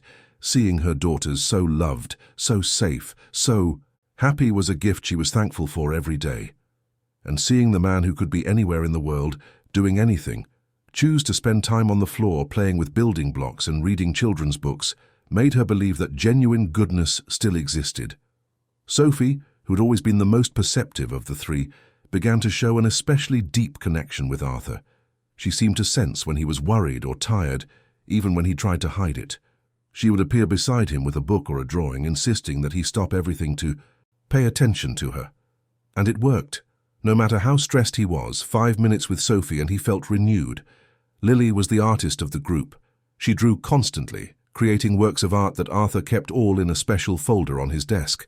Some were just colourful scribbles, Others showed surprising skill for such a young child. His favorite drawing was one she had made of him holding hands with the three of them, with a huge, smiling sun above them. Chloe was the storyteller. She invented elaborate narratives about princesses, friendly dragons, and magical adventures. Arthur would often pick her up and pretend he was traveling to the fantastic world she created, asking serious questions about the characters and places as if they were completely real. One afternoon, Arthur received an unexpected call. It was from a major business magazine wanting to do a cover story on his approach to business management. Normally, he would refuse this kind of exposure, but this time he accepted. He wanted other companies to know there was a different way of doing business, that profit and humanity were not mutually exclusive. The journalist who came to do the interview was a middle-aged woman named Veronica, skeptical by nature, and experienced in unmasking businessmen who used ethical practices merely as marketing. She arrived prepared to find flaws, to discover that the whole story was just a well-constructed facade. But then she witnessed Arthur's morning routine with the triplets. She saw how he literally stopped everything when the girls arrived, how he sat on the floor without caring about his expensive suit, how he gave complete and genuine attention to each of them. She saw Clara working efficiently, being treated with respect by everyone, consulted on important decisions. She saw employees greeting each other in the hallways with real smiles, not forced ones. Veronica interviewed not only Arthur, but dozens of random employees at all levels. She spoke with factory floor workers, middle managers, executives, cleaning staff, and security guards, and they all said the same thing with slight variations. Prescott Industries had become a place where they weren't just numbers, where they were seen as whole people with real lives and needs. The cover story was published a month later with the headline, "The CEO Who Chose People Over Profits and Found Both." It was a long, detailed piece telling the whole story from that fateful night when Arthur was about to sign mass layoffs to the present moment, when the company was thriving in ways no one had predicted. The magazine included a photo of Arthur sitting on the floor of the colorful room, surrounded by the three triplets, all of them laughing at something he had said. The caption read, "Arthur Prescott, with the three children who changed his perspective on leadership and life." It was Arthur's favorite photo, and he framed it and placed it on his desk next to the picture of his father. The article had a huge impact. Arthur began receiving calls from other CEOs wanting to know how he had implemented the changes. Universities invited him to speak on human-centered management. Human resources consultants wanted to study the Prescott Industries model, but Arthur was careful not to turn it into something it wasn't. "No, we haven't created a replicable system," he would patiently explain. "Every company is different. Every situation is unique. What works for us might not work for others, but the basic principle is universal. Treat people like people, not disposable resources, and you'll be surprised by what they're capable of doing." Clara also began to receive attention. Some women's entrepreneurship organizations invited her to tell her story. She was reluctant at first, too shy to speak in public, but Arthur encouraged her. "Your story matters," he said. "There are thousands of women out there in the situation you were in, thinking there's no way out, that there's no hope. Seeing that you succeeded, that you found a way, can give them the strength to keep fighting." Clara gave her first speech at a small community event. She was trembling with nervousness, sweating despite the air-conditioned room, with her notes handwritten because she didn't fully trust digital presentations yet. But when she started to speak, when she began to tell of her nights carrying buckets while her daughters slept on an old sofa, of the desperation of not being able to afford daycare for 3 children, of the constant fear of not being enough, the audience fell completely silent. And when she told of that fateful night when her daughters did something completely unexpected, when they hugged a powerful man who was suffering and somehow created a connection that would change all their lives, there wasn't a dry eye in the room. After the speech, dozens of women came up to her. Some shared their own stories of struggle. Others simply hugged her, thanking her for giving them hope that things could get better. Clara returned home that night, feeling she had found another purpose beyond her work at the company. Arthur continued his journey of personal transformation as well. He started therapy, something he had never considered before, working through the guilt he still carried about nearly destroying his father's legacy. The therapist helped him understand that making mistakes didn't make him unworthy, that acknowledging and correcting mistakes was the mark of true strength, not weakness. He also began to reconnect with friends he had neglected during the years he was focused exclusively on the company. Some had given up on him, but others welcomed him back with open arms, happy to have their friend back. One evening, Arthur had a dinner party at his house with some close friends. Clara was there too, with the triplets, because he had insisted they were part of his family now and wanted his friends to meet them. The girls charmed everyone, especially when Chloe invented an elaborate story about how they were princesses from a magical kingdom, and Arthur was the kind king who protected them from evil dragons. One of Arthur's friends, Paul, pulled him aside later in the evening. "Man, you're different," he said. "Lighter, happier. I haven't seen you like this since before your dad passed away." "I found what matters," Arthur replied simply. "For years I thought what mattered was just the company, just proving I was capable. But now I know what matters are the connections we make, the lives we touch, the people we love." Paul looked over to where Clara was helping Sophie reach a cookie, where Lily and Chloe were showing their drawings to other guests. "You love her, don't you?" The question caught Arthur off guard. "I love the girls," he said carefully, "and Clara she's special, but it's not like that, not in that way." "Are you sure?" Paul asked with a knowing smile. "Because the way you look at her, the way she looks at you, it doesn't just seem like professional respect or friendship." Arthur fell silent, processing. He had never allowed his thoughts to go in that direction. Clara was his assistant, someone who depended on him professionally. It would be wrong, an abuse of power, too complicated. But Paul was right. There was something more there, something he had been carefully avoiding acknowledging. "It's complicated," he finally said. "The best things usually are," Paul replied. "Just don't let the fear of complications stop you from being happy. You deserve it, my friend. After everything you've been through, you deserve to be completely happy." That night, after Clara took the girls home, Arthur lay awake thinking. He cared about Clara, that was undeniable. He admired her strength, her resilience, her kindness. He loved how she was with her daughters, how she had grown so much in such a short time, how she never let success go to her head. But what if these feelings were just gratitude for how she had helped him? What if he was confusing appreciation with something deeper? And more importantly, what if she didn't feel the same and he ruined everything by exposing inappropriate feelings? He decided it was best to leave things as they were. The dynamic they had was good, functional, meaningful. It wasn't worth risking it all for something that might just be emotional confusion on his part. Autumn arrived in New York, bringing cooler days and often overcast skies. The company continued to thrive. Contracts flowed steadily, and employees worked with high morale. Arthur had become a benchmark in the American business world, invited to conferences and events, his story cited as an example that there was another way of doing business.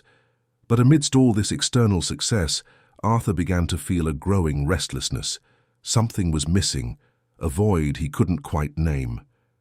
He looked at Clara working beside him every day, saw the triplets running through the hallways with their crystal-clear laughter, felt the deep connection they had developed, and yet there was a distance he himself had imposed. The girls were growing up fast. At 3.5, they were incessant chatterboxes, full of questions about everything, curious about the world around them. Sophie developed a special interest in numbers and colors. Lily was always drawing, her artistic ability impressing even art teachers who saw her work. Chloe invented increasingly elaborate stories, some so complex that Arthur had trouble keeping track of all the characters and plot twists. Arthur began to realize how much time had passed, more than a year since that fateful night when everything changed. A year of growth, of transformation, of discovering what really mattered in life. And approaching was a date he had been dreading, the 2nd anniversary of his father's passing. The previous year, Arthur had spent that day working compulsively, avoiding thought, avoiding feeling. But this year would be different. This year he could no longer run from the emotions he had been suppressing. Clara noticed the change in his behavior. Arthur became quieter, more distant, lost in thoughts that were clearly not about work.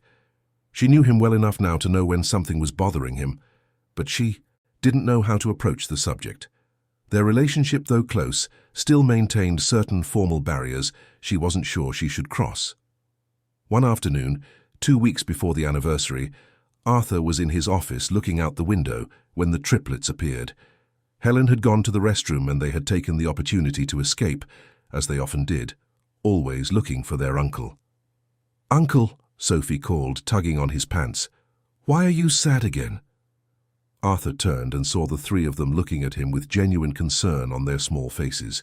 He crouched down to their level. "I'm remembering someone very special who isn't here anymore," he explained honestly. "My father. He was a wonderful person, and I miss him very much." "Did your daddy go away?" Chloe asked, her eyes widening. "He went to a place he can't come back from," Arthur said, choosing his words carefully. "But he's still in my heart, in my memories." Lily tilted her head thoughtfully. "Was he good like you, Uncle?" "He was much better than me," Arthur admitted, feeling tears prick his eyes. "He was the kindest man I've ever known, and I disappointed him in so many ways." Sophie held his face with her little hands as she had on that first night. "No, you didn't, Uncle. You're good. You take care of us. You take care of Mommy. You take care of everyone here. Your daddy must be proud." The simple words of a 3-year-old hit Arthur with devastating force. He pulled the three of them into a tight hug, letting tears stream freely down his face. Clara found them like this a few minutes later. She made a move to take the girls away, realizing Arthur was having an emotional moment, but he shook his head, indicating it was okay. "I'm sorry, Mr. Prescott," Clara said softly. "They escaped from Helen again." "I'm glad they did," Arthur replied, wiping his eyes. "They always know when I need them." Clara sent the girls back to their room, promising that Arthur would play with them later. Then she closed the office door and sat in the chair in front of his desk, something she rarely did uninvited. "Do you want to talk about it?" she asked gently. Arthur hesitated, but then nodded. "In 2 weeks it will be 2 years since my father passed away, and I keep thinking about how disappointed he would be with me. I almost destroyed everything he built, almost fired hundreds of people, made terrible investments based on the advice of expensive consultants instead of trusting the people who really knew the company." Clara listened patiently, letting him speak without interruption. "I was so arrogant," Arthur continued. "I thought I knew better than everyone, that I could take the company to new heights on my own, and all I managed was to nearly sink it completely. If it weren't for you and your daughters that night, I would have made the biggest mistake of my life." "Mr. Prescott," Clara said firmly, "you're being too hard on yourself. Yes, you made mistakes, we all do, but the important thing is that you recognized those mistakes and corrected them. How many CEOs would have the humility to do what you did, to cut their own salary, to completely change the way they do business, to put people above profits?" "But my father never would have made those mistakes in the first place," Arthur argued. "Your father had decades to learn," Clara countered. "You took over the company young, under enormous pressure, wanting to prove something. It's natural that you stumbled. But look at what you've built after that stumble. This company isn't just profitable now. It's a place where people want to work, where they feel valued. You've created something special, something that goes beyond what your father built." Arthur looked at her with gratitude. "You always know what to say." "I'm just telling the truth," Clara replied. "And there's another truth I need to say. You've become the most important person in my daughters' lives. They love you more than words can express, and I am grateful every day for that night when they decided, for some reason I'll never fully understand, that you needed them as much as we needed you." "We saved each other," Arthur said softly. "That night changed all of our lives." "It really did," Clara agreed. "And your father would be proud of that. Not of the company being profitable, though that's important, but of seeing that you chose humanity, chose compassion, chose to do the right thing, even when it was the hardest thing." In the following days, Arthur tried to focus on work, but the date loomed inexorably closer. He planned to spend the day at the cemetery, alone with his memories and regrets. He didn't tell anyone. He didn't want pity or attention. He just wanted to process his emotions privately. But Clara, perceptive as always, noticed. She didn't say anything directly, but she began to arrange his schedule to ensure he had no commitments on that day, that he could take the time he needed. On the morning of the anniversary, Arthur woke up early after a restless night. He dressed simply, bought fresh flowers, and drove to the cemetery before the sun had fully risen. The place was quiet and peaceful, with the morning mist still lingering among the trees. He stood before his father's headstone and just looked for a long moment, remembering. Edward Prescott had been a giant in his life, impossible to match, impossible to replace. And Arthur had spent so much time trying to prove he was worthy, trying to reach an impossible standard, that he had almost lost himself completely in the process. "Dad," he began, his voice choked, "it's been 2 years today, 2 years since you left me with all this responsibility. And I almost ruined everything. I trusted the wrong people, made terrible decisions, was about to destroy everything you built." Arthur sat on the damp grass, not caring about his expensive suit. But then something miraculous happened. 3 little girls who never spoke to anyone saw that I was suffering and decided to help me. I don't know what they saw in me. I don't know why they chose to hug me like that. But they saved me, Dad. They showed me there was still a choice, that there was still another way. He wiped away the tears that were now flowing freely. And their mother, Clara, has become the most important person in my professional life. She keeps me connected to what really matters. She reminds me that every decision affects real lives. She helps me see things that I, with all my expensive education and experience, would never see on my own. Arthur took a deep breath, trying to control the emotions that threatened to overwhelm him. "The company is doing well now, Dad. Better than it has in years. But it's not just about profits. It's about creating a place where people feel valued, where families have security, where human dignity matters as much as financial results. I hope that makes you proud." He stayed there for hours, sometimes talking, sometimes just sitting in silence, feeling his father's presence in ways he couldn't rationally explain. He remembered moments from his childhood, advice his father had given, lessons he was only now beginning to fully understand. When he finally got up to leave, he was emotionally exhausted, but also felt a sense of peace he hadn't felt in a long time. It had been necessary, that moment of confrontation with his own inadequacies and with the longing he carried. Arthur returned to the office in the mid-afternoon. He thought it would be empty, as he had cancelled all his meetings and told Clara she could have the day off. But when he reached his floor, he heard familiar voices coming from his office. He walked in and found a scene that made him stop at the door. Clara was there with the 3 triplets. The room had been decorated with drawings the girls had made, colourful balloons, and in the centre of the desk was a simple but beautiful cake with a lit candle. "What is this?" Arthur asked, confused. The girls ran to him, hugging his legs as they always did. "We made a party, Uncle," Lily explained, "so you wouldn't be sad." "It's a remembrance party," Chloe added, "for your daddy. Mommy said it was a special day." Sophie took his hand and pulled him to the desk. "Come on, Uncle, we made cake. Well, Mommy made it, but we helped." Arthur looked at Clara, whose eyes were red as if she had been crying too. She gave a small, trembling smile. "I didn't want you to spend this day alone with your pain," she said softly. "I thought maybe it would help to have people who love you around." Arthur felt something break inside him. All the emotional restraint he had maintained at the cemetery, all the careful control he had exercised over the past few weeks, it all crumbled at once. He sat down heavily in his chair, covered his face with his hands, and began to sob in a way he hadn't since the week after his father's death. The triplets were frightened for a moment, having never seen their uncle cry like this. But then, with that instinctive wisdom that small children sometimes possess, they huddled around him. Sophie climbed onto his lap.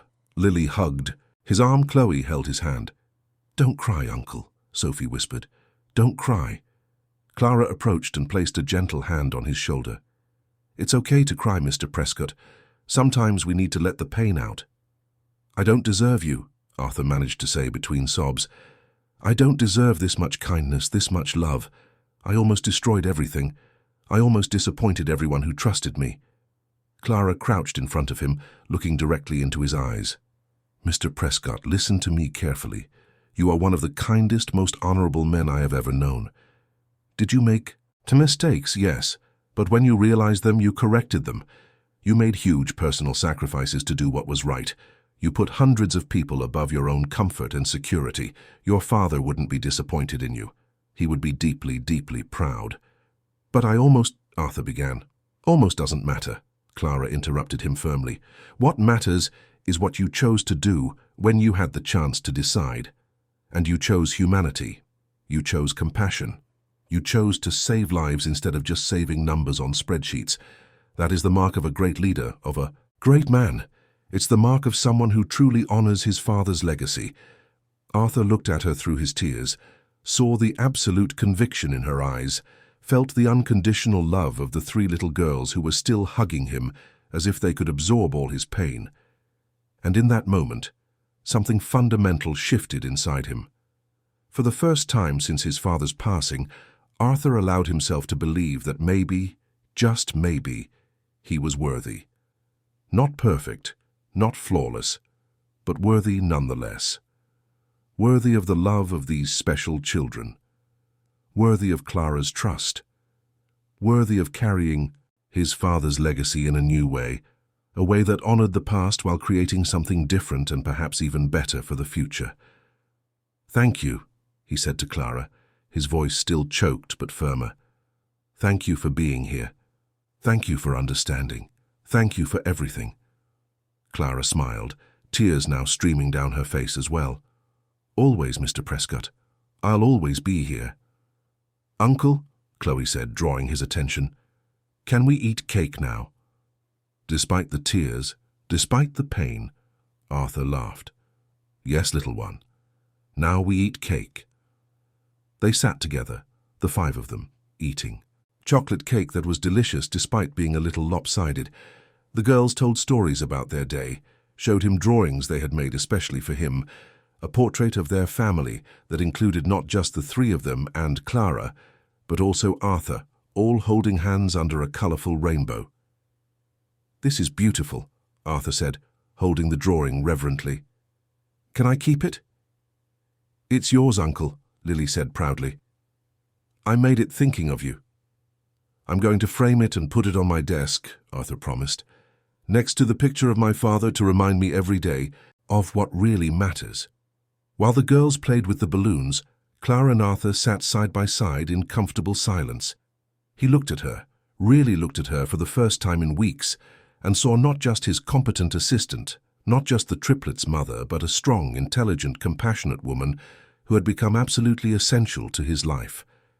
"Clara," he said softly, "can I ask you something?" "Of course, Mr. Prescott." "Are you happy? Here, with this job, with this new life?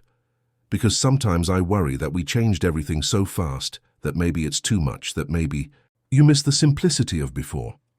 Clara turned to look at him, surprised by the question. "I'm the happiest person in the world, Mr. Prescott.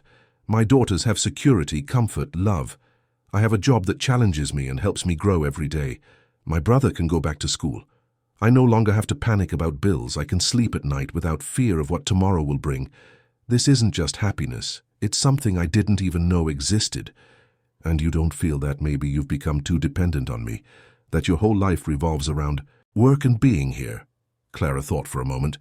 "It's true that my life has changed completely, that you are a very important part of it now, but I don't see it as dependency in a negative sense. I see it as connection, as family. You've become family to us, Mr. Prescott, and family supports each other. It's not dependency, it's love." The word love hung in the air between them. Arthur felt his heart race, felt the urge to say something he had been suppressing for months, but fear still held him back. The girls chose that moment to interrupt, as they always did at the most important times. They had found confetti somewhere and were throwing it in the air, laughing as the colorful pieces fell on them like snow. "Cleaning this up will be fun," Clara commented dryly, but she was smiling. "I'll help," Arthur offered. "You don't have to," Clara began, but he was already standing up. "I want to help," he insisted. "After all, I'm part of this family too, aren't I?" Clara looked at him with an expression Arthur couldn't quite decipher, but there was something in it that made his heart ache in a good way. A way full of possibilities he wasn't quite ready to explore, but knew deep down he one day would. "Yes," she said softly. "Yes, you are." The following months brought a new lightness to everyone's life. After that emotional day of the anniversary of Edward Prescott's death, something fundamentally changed. Arthur stopped carrying his guilt like a heavy cross. He didn't forget his mistakes, but he learned to live with them, to see them as part of his journey, and not as a definition of his worth as a person. The company continued to prosper in ways that surpassed even the most optimistic projections. The major international contract was signed and brought not only significant revenue, but also validation that Arthur's human-centered approach was not just ethically right, but also commercially viable on a global scale. Other CEOs began to visit Prescott Industries to see how the model worked in practice. Arthur always greeted them personally, always included Clara in the conversations, and always made sure they saw not just the impressive numbers, but also the people behind those numbers. Happy, engaged, productive employees who worked not out of fear of being fired, but out of a genuine commitment to something bigger than themselves. The triplets grew and flourished in ways Clara had never dared to dream. At 4, they were confident, talkative children, curious about everything. Sophie developed a love for math, always counting things, doing small mental calculations that impressed the adults around her. Lily started taking art classes once a week, her natural ability being nurtured by a teacher who saw real potential in her. Chloe began to write her own stories, dictating them to Clara or Arthur, creating fantastical worlds full of adventure and magic. They still had their special connection with Arthur. They still ran to hug him every morning. They still called him Uncle with that special affection reserved only for truly important people. But something was subtly changing. They began to ask more frequently about family, about what it meant to be a family, why some children had daddies and mummies and they only had a mummy and an uncle. Clara and Arthur avoided these conversations at first, not wanting to complicate something that worked so well. But the children were persistent, especially Sophie, who had a way of asking questions that were impossible to ignore.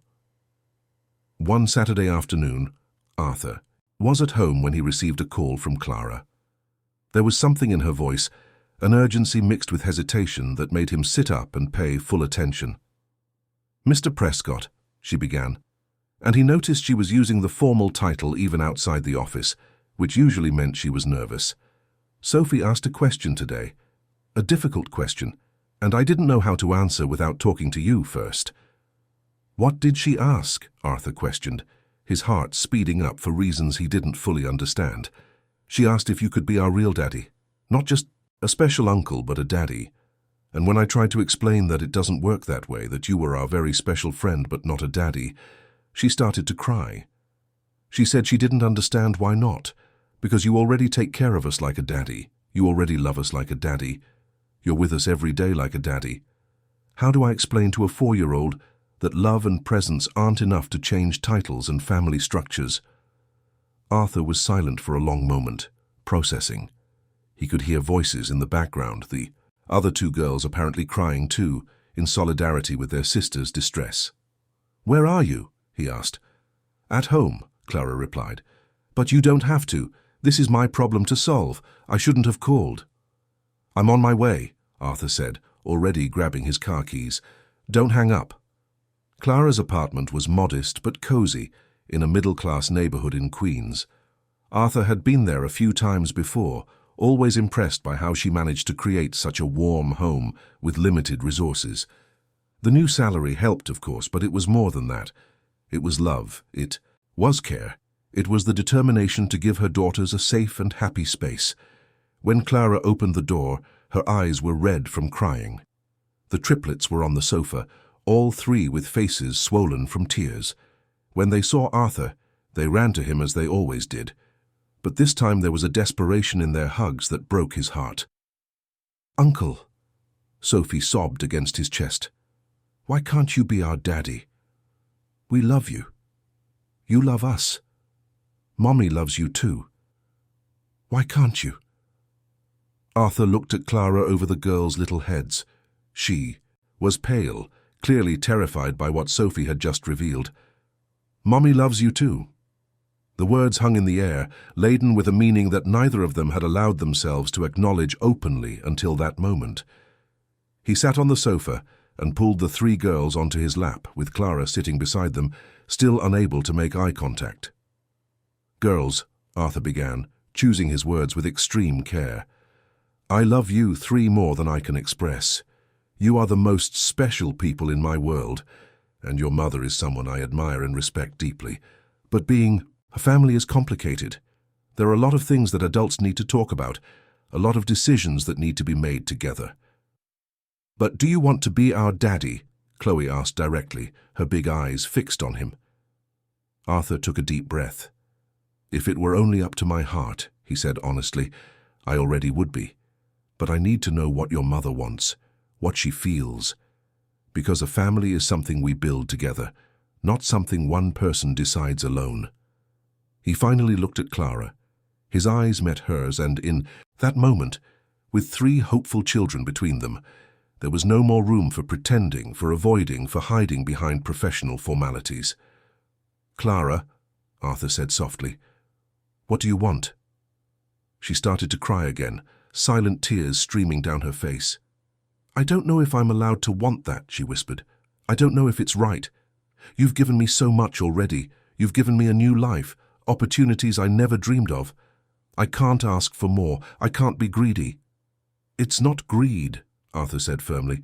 "And it's not you asking, it's me asking, it's me, telling you that over this past year and a half, you have become the most important person in my life, not just professionally, not just as the mother of the children I love, but as you, as Clara, as the strong, intelligent, compassionate woman who keeps me grounded, who challenges me, who makes me want to be a better man every day." The triplets were completely quiet, sensing the importance of the moment even without fully understanding all the nuances. "I'm scared," Clara admitted. "Scared that this will change everything, that it might ruin what we have, that maybe your feelings are just gratitude or confusion. Scared that I'm not enough for someone like you, that one day you'll wake up and realize you've made a terrible mistake." Arthur took her hand, lacing his fingers with hers. "Clara Evans, I have spent months trying to convince myself that what I feel is just friendship or gratitude. But it's not. I love you. I love your strength. I love your kindness. I love how you are with your daughters. I love how much you've grown. I love how you've never lost your humility despite all your success. And yes, I'm scared, too. Scared I'm not what you deserve. Scared of complicating something that works so well. But I'm more scared of letting fear stop us from being completely happy." "So you want to marry Mommy?" Lily asked, her eyes widening. Arthur and Clara laughed through their tears. "Maybe we should start with dating first," Arthur suggested. "What do you think, Clara? Would you do me the honor of being my girlfriend?" Clara couldn't stop crying, but now they were tears of pure joy. "Yes," she whispered. "Yes, yes, yes." The triplets erupted in shouts of joy, jumping on the sofa, hugging. Arthur and Clara at the same time, creating a happy mess of limbs and laughter and tears. It was chaotic and perfect, and exactly what that moment needed to be. The months that followed were a journey of discovery and growth in a completely new way. Arthur and Clara navigated the transition from colleagues and friends to a couple with care and mutual respect. They established clear boundaries between work and personal life, though those boundaries often blurred in ways that only made them laugh. The triplets were the biggest winners of all, having their uncle not just as a father figure, but as their mother's boyfriend, someone who was building a real family with them, brought a security and happiness that radiated from every pore of their little bodies. Leo graduated with his engineering degree and landed an excellent job at a tech company. At his graduation party, he hugged Arthur tightly. "Thank you for saving my sister," he said, "for saving all of us." After a year of dating, on a quiet evening in Clara's apartment with the triplets already asleep, Arthur took a small velvet box from his pocket. It wasn't a formal proposal yet, just a promise, a symbol of commitment. A simple but beautiful ring he had chosen with Clara in mind, her quiet elegance, her inner beauty. "It's still too soon for an official marriage proposal," he said, but I want you to know that I'm committed to this, to you, to our girls, to our family. When you're ready, when you feel the time is right, I want to spend the rest of my life by your side." Clara held the ring with trembling hands, tears streaming down her face once more. "I'm ready now," she whispered. "I've always been ready. Just needed time to believe it was real, that it wasn't going to disappear." So Arthur made the formal proposal, right there in the modest living room of that apartment, in the place where Clara had built a home for her daughters with love and determination. And she said yes without hesitation, without doubt, with the absolute certainty that this was right. The wedding was simple but meaningful, held in the garden of Prescott Industries on a sunny Saturday. All the employees were invited because that company had become a real family, and families celebrate together. The triplets were the flower girls, in identical dresses but in different colors they had chosen themselves. Leo walked Clara down the aisle, tears of pride in his eyes, as he gave his sister to the man who had completely changed their lives. During the vows, Arthur looked at Clara and saw not just the woman he loved, but the entire journey that had brought them there. A terrible night when he was about to make the biggest mistake of his life. 3 little girls who somehow saw through his pain and decided he needed love. A strong woman who taught him that true strength comes from vulnerability, that true leadership comes from serving others. "Clara," he said, his voice thick with emotion, "you saved me that night when I didn't even realize I needed saving. You and your extraordinary daughters showed me what really matters in life. You taught me that human connections are worth more than any fortune. You taught me that it's never too late to choose to be human, to choose love, to choose to do what's right even when it's hard. I promise to spend every day of the rest of my life honoring the gift you gave me. I promise to love you and our girls with everything I am. I promise to always, always put our family first." When it was Clara's turn to say her vows, she could barely speak through her tears. But the words she said were perfect in their simplicity. "Arthur, you gave us a life. Not just material comfort or financial security, but a real life, full of love and purpose and dignity. My daughters have a father now, a real father who chose to love them not out of obligation, but out of pure love. And I have a partner, someone who sees me not as I was, but as I can be. I promise to stand by your side in every battle. I promise to always tell you the truth, even when it's difficult.